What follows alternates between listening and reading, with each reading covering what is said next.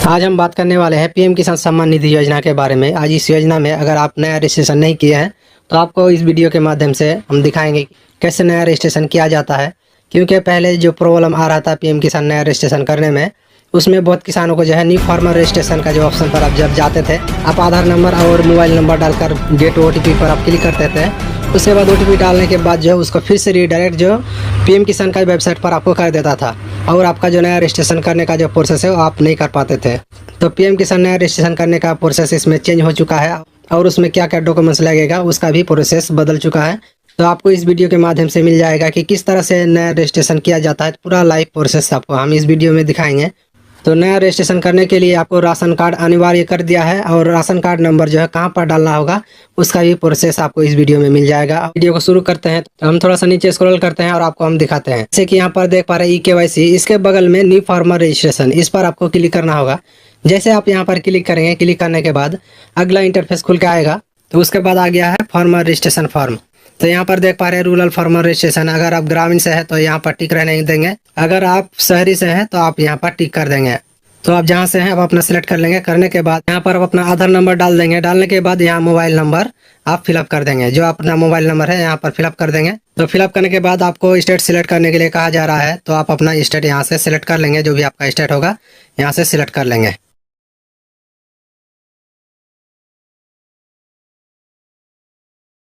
करना है उसके बाद कैप्चा को इस बॉक्स में फिलअप कर देना है। फिलअप करने के बाद सबमिट पर क्लिक कर देना है। जैसे आप सबमिट पर क्लिक करेंगे, क्लिक करने के बाद यहाँ फिर से एक आधार कार्ड की तरफ से एक OTP भेजा गया है। तो यहाँ पर इंटर आधार रजिस्टर्ड मोबाइल OTP, आपका आधार कार्ड के साथ जो भी मोबाइल नंबर लिंक किया हुआ है उस मोबाइल नंबर पर आपको OTP भेजा गया है। उस OTP को इस बॉक्स में फिलअप कर देना है। फिलअप करने के बाद वेरीफाई आधार OTP पर आपको क्लिक कर देना है। जैसे आप वहाँ पर क्लिक करेंगे, क्लिक करने के बाद फॉर्म आपका यहाँ पर खुल के आ जाएगा और यहाँ पर जो भी आपका डिटेल्स है यहाँ पर आपको फिलअप करना होगा। तो सबसे पहले आपका जो स्टेट है यहाँ से स्टेट सेलेक्ट कर लेंगे। करने के बाद जो आपका डिस्ट्रिक्ट है यहाँ से सेलेक्ट कर लेंगे। सेलेक्ट करने के बाद जो आपका सब डिस्ट्रिक्ट है यहाँ से सेलेक्ट कर लेंगे। सेलेक्ट करने के बाद जो आपका पंचायत है, आपका पंचायत यहाँ से सेलेक्ट करना होगा। तो अपना पंचायत यहाँ पर देख लेंगे। देखने के बाद आप अपना पंचायत को यहाँ से सेलेक्ट कर लेंगे। करने के बाद उसके बाद आपका विलेज यहाँ पर सेलेक्ट करने के लिए कहा जा रहा है। जो आपका गांव है यहाँ से आप अपना गांव सेलेक्ट कर लेंगे। जो भी आपका गांव है यहाँ पर देख लेंगे, देख कर सेलेक्ट कर लेंगे।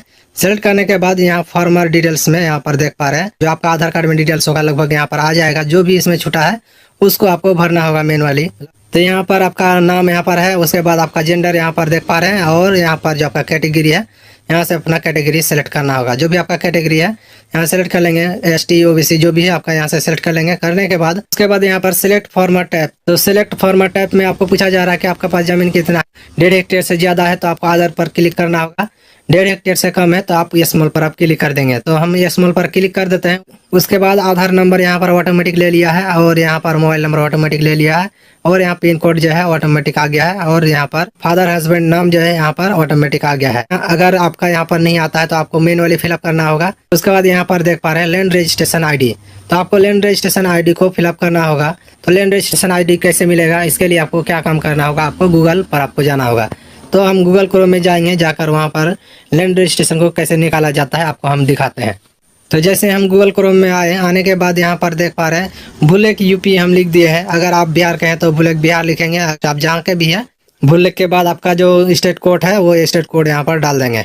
डालने के बाद सर्च पर क्लिक कर देंगे। जैसे सर्च पर क्लिक करेंगे, क्लिक करने के बाद यहाँ अगला इंटरफेस खुल के आ गया है। उसके बाद यहाँ पर पूछा जा रहा है आपका जनपद, तो यहाँ पर अपना जनपद यहाँ पर चुन लेंगे। जो भी आपका जनपद है यहाँ पर देख लेंगे कि आपका जनपद कहाँ पर है। तो यहाँ से देख के अपने जनपद को सिलेक्ट कर लेंगे। सिलेक्ट करने के बाद अगला ऑप्शन आ गया है खाता संख्या द्वारा खोजे, उसके बाद खातेदार के नाम द्वारा खोजे, उसके बाद आमंत्रण दिनांक से खोजे।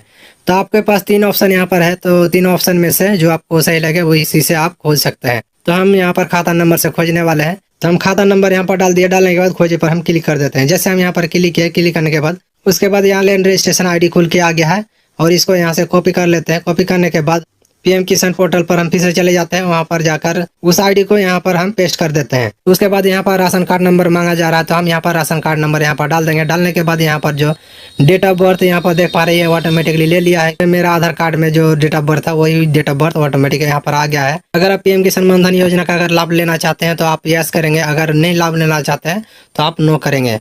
तो हम यहाँ पर नो कर देते हैं।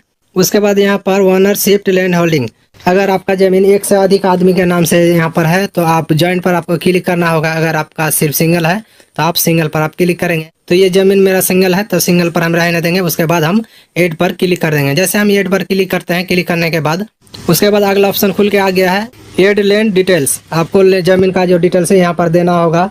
तो जमीन का डिटेल्स में क्या क्या मांगा जा रहा है, तो यहाँ पर फर्स्ट में जो यहाँ पर दिखाई दे रहा है कि आपका खाता नंबर, आपका खतौनी में जो आपका खाता नंबर है यहाँ पर डाल देंगे। डालने के बाद आपका जो यहाँ पर खेसरा नंबर जो यहाँ पर दिख रहा है प्लॉट नंबर, यहाँ पर अपना प्लॉट नंबर यहाँ पर डाल देंगे। जो आपका प्लॉट नंबर है यहाँ पर डाल देंगे। उसके बाद यहाँ पर पूछा जा रहा है आपका एरिया, आपका जो जमीन है वो कितना डिसमिल में जमीन है, मतलब आपका कितना कट्टा जमीन है। तो यहाँ पर डाल देंगे जो आपका जमीन का दस्तावेज में जो आपका लिखा होगा। उसके बाद यहाँ पर लैंड ट्रांसफर स्टेटस यहाँ पर आपको पूछा जा रहा है कि बिफोर 2019 और आफ्टर 2019। अगर आप 2019 के बाद अगर ज़मीन खरीदे हैं तो आप आफ्टर पर यहाँ पर टिक करना होगा। अगर आप 2019 से पहले खरीदे हैं तो बिफोर पर आपको क्लिक करना होगा।